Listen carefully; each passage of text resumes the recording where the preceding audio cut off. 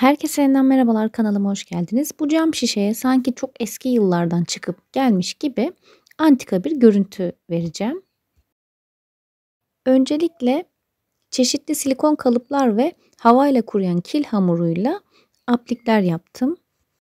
Bu silikon kalıbı kendim yapmıştım. Kanalımda videosu var. Hamurla deneme fırsatım olmamıştı. Bu videoda onu da göstermiş olayım. Oldukça büyük bir kalıp, o yüzden sadece yarısını kullandım.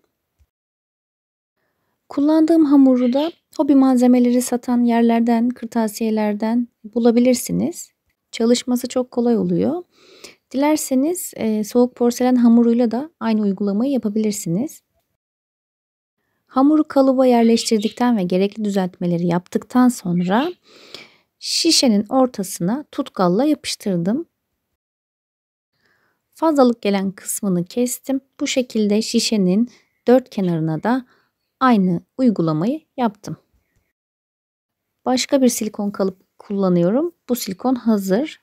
Hobi malzemeleri satan dükkanlardan yine bulabileceğiniz bir kalıp. Tabi hazır kalıplar benim yaptığım kalıba göre çok daha esnek oluyor. Ama maliyet olarak düşünürsek çok daha pahalıya geliyor. Bu hazırladığım aplikleri de şişenin üzerindeki marka yazısını kapatmak için yapıştırdım.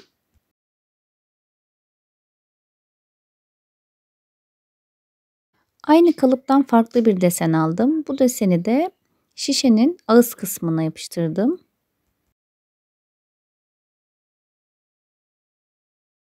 Daha sonra farklı bir desen daha çıkarıp bunu da şişenin alt kısmına yapıştırarak bu bölümü tamamladım.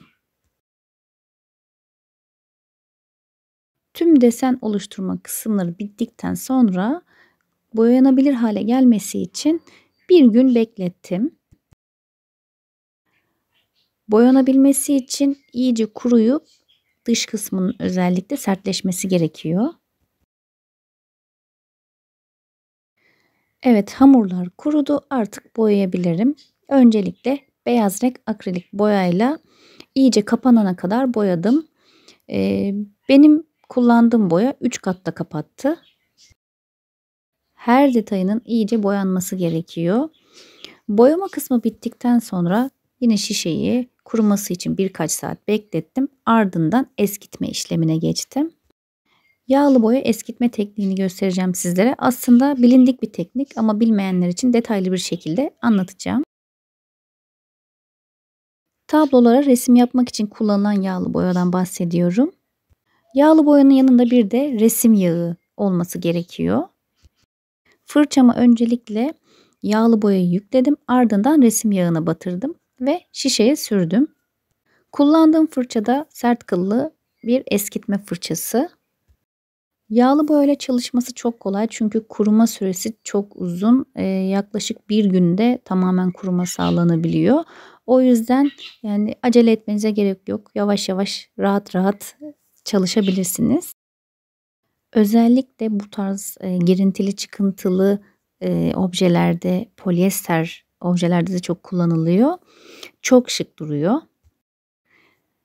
Uygulama işlemi bittikten sonra kuru bir bez yardımıyla fazlalığını sildim. Böyle bezimi evirdim, çevirdim, silmeye devam ettim. Sildikçe daha da güzelleşiyor çünkü rengi. Boya desenli kısımların arasında kalıyor. Diğer bölümleri sildikçe çok güzel böyle eski bir görüntü oluşuyor. Çalışması gerçekten çok zevkli. Çünkü yağlı boya olduğu için sürerken de silerken de sizi hiçbir şekilde uğraştırmıyor. Hangi malzemeleri kullandım, hangi renk tonlarını, bunların hepsini açıklama kısmına yazdım.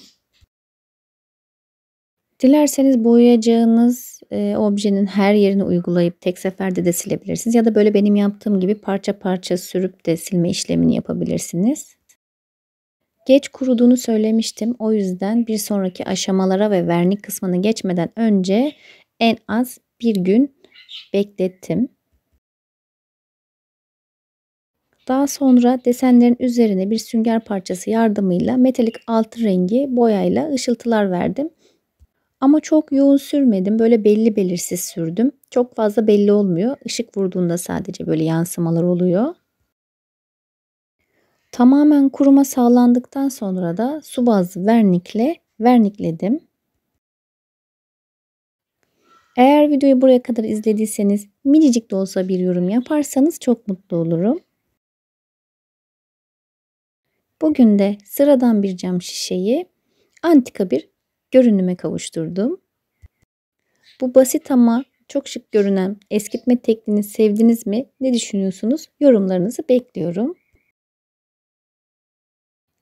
Bugünlük de benden bu kadar. Videoyu beğendiyseniz eğer beğen butonuna basmayı, kanalıma abone olmayı ve yanındaki zil işaretine tıklayarak bildirimleri açmayı unutmayın. Bir sonraki videolarda görüşmek üzere. Kendinize çok iyi bakın. Hoşça kalın.